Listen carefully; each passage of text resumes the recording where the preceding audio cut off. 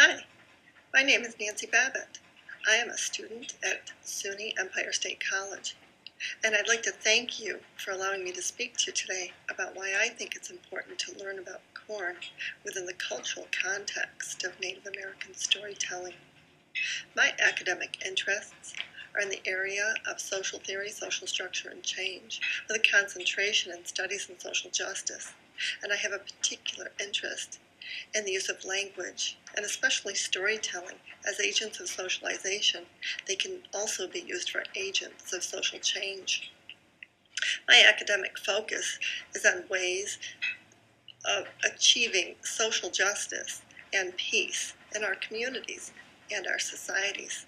And I think storytelling is a tool that we can use as we work to achieve that important goal. In this particular study about corn, I will focus on reflexivity.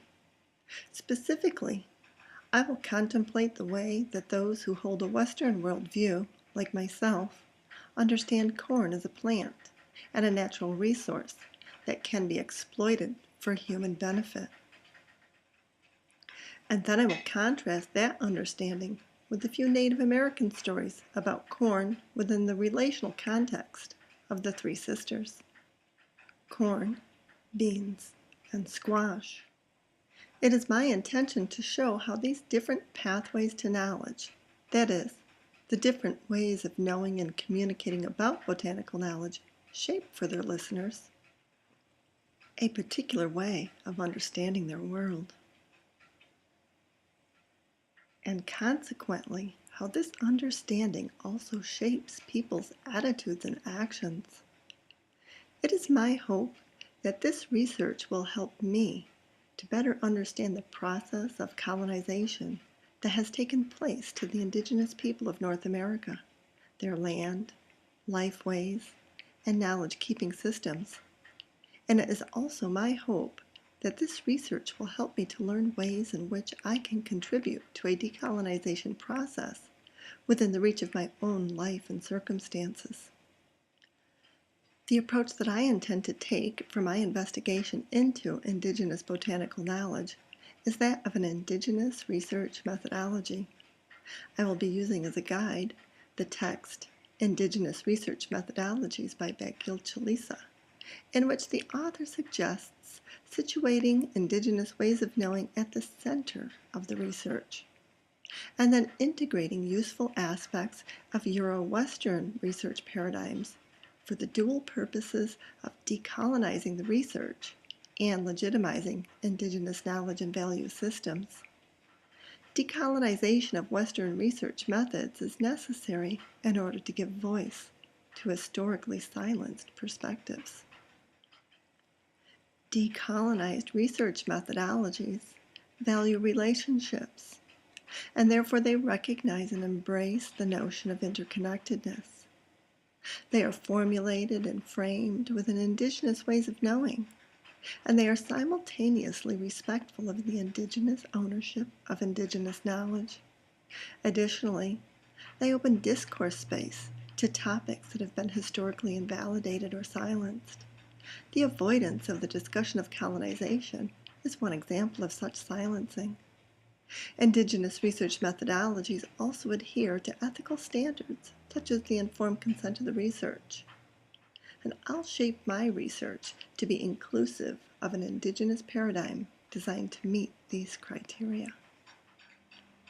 In order to adhere to an indigenous research paradigm, I will first carefully scrutinize the information that I consider for this research. I will be mindful of the source, the date, the purpose of the literature, and the language used.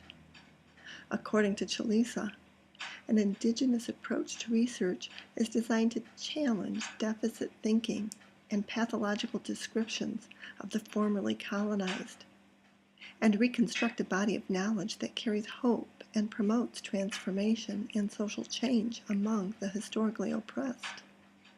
Therefore, for my research, I will focus my attention to knowledge-keeping systems that have historically been overlooked in the Western Academy, namely that of the oral tradition of storytelling, as the primary source of indigenous botanical knowledge concerning corn, and that I will integrate useful and appropriate Western methods to support a culturally situated research method focused on Native American stories about corn. My first step in research was to introduce myself to the indigenous knowledge holders and ask them for help in locating botanical information by Native American authors and storytellers. I accomplished this by taking a basket weaving class at the Ganajo-Halege Mohawk Cultural Center that was re-established in Fonda, New York in September of 1993. My son and I joined in with 6 other learners, many of whom are from the Akwesasne Nation, and together we all learned to make traditional Mohawk wedding baskets. We talked about Native American nationhood and sovereignty, and now it's my understanding that the Akwesasne are an independent and sovereign nation that spans an area in northern continental U.S. and the southern area of Canada. While learning to make baskets, we listened to Mohawk elder Tom Porter share a few stories and teachings concerning Akwesasne, Mohawk, and Haudenosaunee history and culture. The Akwesasne are a particular group within the Mohawk Nation, which is a member nation of the Haudenosaunee Confederacy. Tom Porter reestablished the Ganajo-Halege community on land that has been returned to his nation. You may hear a similarity to the name Ganajo-Halege and the name of the town of Canajoharie. I was told that Canajoharie is a corrupted pronunciation of Ganajo-Halege. Before we began learning to make our baskets, we listened to Tom Porter give the traditional Haudenosaunee Thanksgiving address, the title of which I have not yet learned to pronounce correctly, translates into English as words before all else. This thanksgiving to the natural world, I understand, is spoken at the beginning and ending of all ceremonies, religious and civil. This ever-present attitude of thanksgiving shapes the Haudenosaunee worldview. The basket-making class was a 2-day event. We slept over and enjoyed meals together, many of which were prepared with traditional Mohawk foods and recipes: turkey, squash, beans, corn, strawberries, and herbal teas. We also had dishes that were made using the ancient Iroquois white corn, which itself is the center of a cultural revitalization effort. After the basket-making classes ended, I visited the Ganajo-Halege craft store. I purchased a few books written by Haudenosaunee and other Native American authors to use as the foundational literature for my research on Native American knowledge concerning corn. We then exchanged contact information and agreed to keep in touch. My son and I have been invited back, and we plan to volunteer at the Strawberry Festival that will be held at Ganajo-Halege this coming June. I'm very much looking forward to that event and being with my friends again. When I began my research about corn, it was my intention to discover what corn was originally grown in the Hudson River region of New York State. I quickly realized my own colonizing attitudes. Firstly, I will mention my own Columbusing attitude, so to speak, concerning discovery. Secondly, I found that indigenous knowledge is not necessarily readily available just for the asking. Indigenous knowledge is gained through the formation and maintenance of relationships. I found it necessary to build relationships in order to gain indigenous knowledge. My research topic then is being shaped by this relationship, and I will now center my research on stories from these 6 texts recommended by my new friends: Keepers of the Earth, Native American Gardening, Braiding Sweetgrass, Sisters in the Spirit, and Grandma Said, and Keepers of Life. I think it's important to state here that And Grandma Said was written by my new friend and Mohawk elder Tom Porter, and it is a compilation of all the stories that his own grandmother told to him, stories that she learned from her mother before her, and she from her mother before her, and so on. As I read the stories that all of these books contain, I will remember Chalice's advice that an indigenous paradigm assumes multiple realities that communicate the indigenous worldview. Thus, I will keep in mind that indigenous assumptions about reality hold that there are socially constructed multiple realities that are shaped by the set of multiple connections that human beings have with the environment, the cosmos, the living, and the non-living. I will look for and aim to report on these connections as I read the stories that have been shared by my friends. Remembering also that Chalisa wrote that all research must be guided by a relational accountability that promotes respectful representation, reciprocity, and rights of the research, I decided to learn more about my new friends' history and their current circumstances. I learned of a local showing of a recently produced documentary film titled Guswenta, Renewing the Two-Row Wampum, and decided to attend.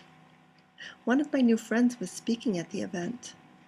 There, I learned about the struggle that the nations of the Haudenosaunee Confederacy face, just to have their sovereignty recognized.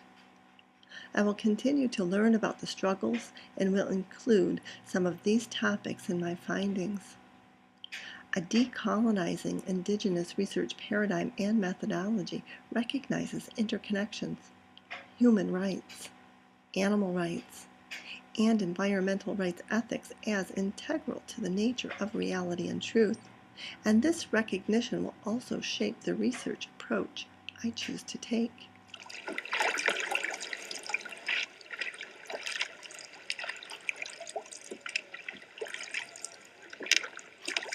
"400 years ago, everything was green. All the waters were clean. Every stream, every spring is different today." 1613, the Dutch asked for safe passage so they could trade into our country. They agreed that they would call one another brother. You in your ship and we in our canoes. We'll go down this river of life, side by side. We have to get back to that.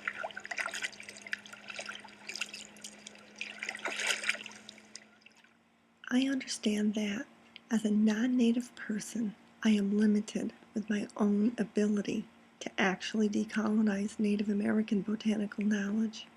For this reason, I have decided to shape my research on Native American botanical knowledge concerning corn with a decolonizing paradigm and methodology. Decolonizing methodologies are participatory and that they create a third space in which the history, experience, perspective, values, needs, and rights of the research are considered. This is the reason that I have chosen Native peoples, Native authors, and Native storytellers to guide my research. Decolonizing methodologies also shift power in such a way as to direct it toward social justice by meeting indigenous goals, including the recognition of a relational reality and the right to indigenous self-determination. For these reasons, I have included in my research the building of relationships that I intend to nurture and maintain. I also intend to address not only my research topic of storytelling as it relates to a Native American botanical knowledge of corn, but also issues of social justice, the environment, and especially that of sovereignty and self-determination as it applies to honoring treaty agreements. In conclusion, I aim to investigate Native American botanical knowledge about corn within a cultural context of Native American storytelling. I will contrast this way of knowing to the Euro-Western paradigm concerning botanical knowledge. I will take the time to get to know Native American people, learn about their traditions, life ways, and worldviews. I will not only build, but I aim to also maintain these relationships. And going forward, I will also learn about and engage with the issues that are of concern to Native Americans. In this way, My research is not designed so much as a way for me personally to decolonize botanical knowledge, which I don't think I'm actually truly able to do, but rather it is a way to decolonize my own thought patterns, attitudes, and actions.